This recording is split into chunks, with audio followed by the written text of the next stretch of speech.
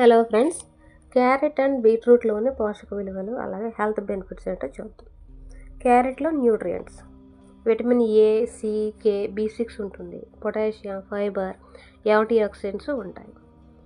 ఈ carrot health benefits ఏంటంటే మన ఐస్కి చాలా మంచిది.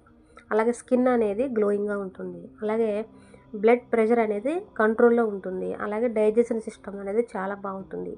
ఇంకా ఇమ్యూనిటీని ఇస్తుంది, ఎనర్జీని ఇస్తుంది. అలాగే బీట్రూట్లో న్యూట్రియంట్స్ ఏంటంటే ఐరన్, ఫోలేట్, విటమిన్ సి ఉంటాయి. పొటాషియం, మ్యాగ్నీషియం, అలాగే ఫైబర్, అలాగే నైట్రేట్స్, ఇవి హార్ట్కి చాలా మంచిది. అలాగే బీట్రూట్ హెల్త్ బెనిఫిట్స్ ఏంటంటే ఎనిమియాని తగ్గిస్తుంది, అంటే రక్తహీనతను. ఇంకా బ్లడ్ సర్క్యులేషన్ అనేది చాలా బాగుంటుంది. హార్ట్ హెల్త్కి చాలా మంచిది. బాడీకి ఎనర్జీని ఇస్తుంది. అలాగే లివర్ని క్లీన్ చేస్తుంది.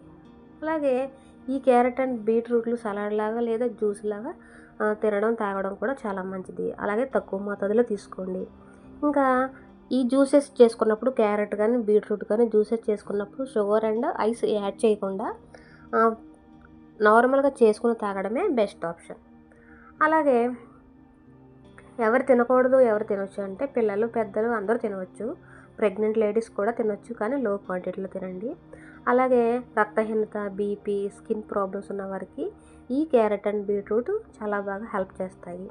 అలాగే ఎవరు తినకూడదంటే డయాబెటీస్ ఉన్నవాళ్ళు బీట్రూట్లో సహజంగా చక్కెర అంటే న్యాచురల్ షుగర్స్ ఉంటాయి కాబట్టి రోజుకు తక్కువ మోతాదులు చూసి తినండి. అట్లాగే కిడ్నీ ప్రాబ్లమ్స్ ఉన్నవారు బీట్రూట్లో ఆక్సలేట్స్ ఎక్కువగా ఉంటాయి. కిడ్నీ స్టోన్స్ ఉన్నవారు జాగ్రత్తగా అది కూడా చూసి తినండి. అలాగే గ్యాస్ లేదా బ్లోటింగ్ ప్రాబ్లమ్స్ ఉన్నవారు బీట్రూట్ అండ్ క్యారెట్ జ్యూస్ ఎక్కువగా తాగితే ఈ బ్లోటింగ్ అండ్ గ్యాస్ ప్రాబ్లమ్స్ రావచ్చు. సో కాబట్టి ఇది కూడా మోతాదు తగ్గించి చూసి మరి తీసుకోవడం మంచిది.